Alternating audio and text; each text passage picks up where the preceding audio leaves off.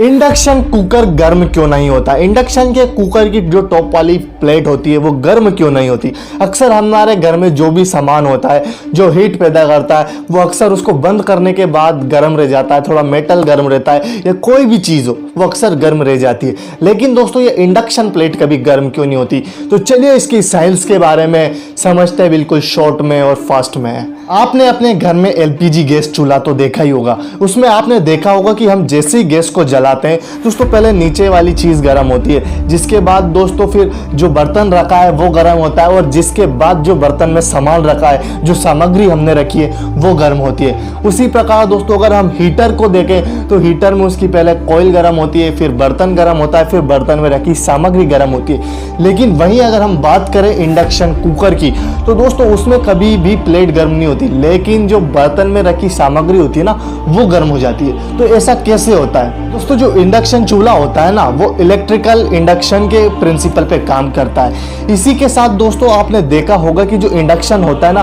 उसके अंदर एक कॉपर की कॉइल होती है। जैसे ही हम उसको स्विच बोर्ड से कनेक्ट करते हैं उस कॉपर की कॉइल में करंट बहता है और वो कॉपर की कॉइल दोस्तों एक मैग्नेट की तरह बिहेव करने लग जाती है और मैग्नेटिक फील्ड्स जनरेट करती है। और ये जो मैग्नेटिक फील्ड्स होती है ना वो हमेशा मात्र मेटेलिक सब्सटेंस को ही प्रभावित करती है, यानी हमारे बर्तन को, और किसी चीज पर इन मैग्नेटिक फील्ड्स का असर नहीं पड़ता।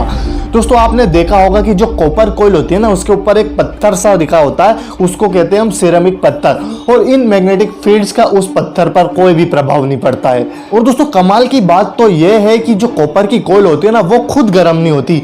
जैसे ही हमने उसमें करंट दिया होना चाहिए था उसको गर्म, लेकिन दोस्तों हमने हमारे पढ़ा है, इतना तो हम पढ़े लिखे हैं कि हमको कंजर्वेशन ऑफ एनर्जी का पता है कि एनर्जी को ना तो हम बना सकते हैं ना ही उसको हम मिटा सकते हैं, सिर्फ एनर्जी को हम एक फॉर्म से दूसरे फॉर्म में कन्वर्ट कर सकते हैं।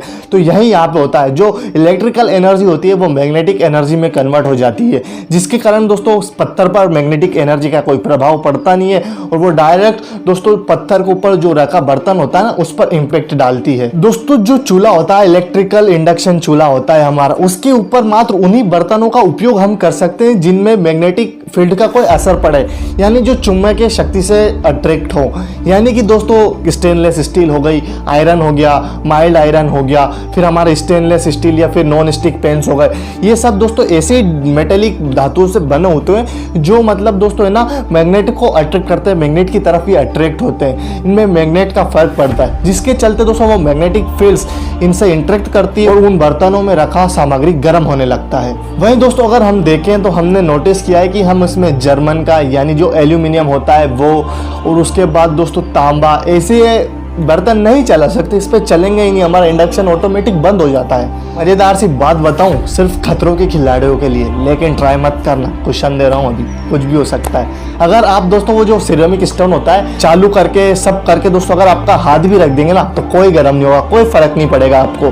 पर दोस्तों ट्राई ना करें, अपने रिस्क पर करें, मैं कोई गारंटी नहीं लेता अगर तुम मर गए तो दोस्तों अब आपका एक और सवाल का जवाब हमने दे दिया कि किस तरीके से इंडक्शन चूल्हा काम करता है। अब दोस्तों आप भी हमारे सवाल का जवाब दे दो कि हमारे चैनल को सब्सक्राइब कब करोगे। तो मिलता हूं आपसे एक अगली वीडियो में, लेकिन तब तक के लिए आपको बता दूं कि अगर आप जानना चाहते हैं कि जो मिट्टी का घड़ा होता है उसमें पानी ठंडा क्यों रहता है तो लेफ्ट वाली वीडियो देख लें। और अगर आप जानना चाहते हैं कि 5 सेकंड के लिए अगर ऑक्सीजन हमारे बीच से गायब हो जाए तो उसका हमारी जिंदगी पर क्या प्रभाव पड़ेगा, उसके लिए राइट वाली वीडियो देख लें। तब तक के लिए मिलता हूं आपसे अगली वीडियो में।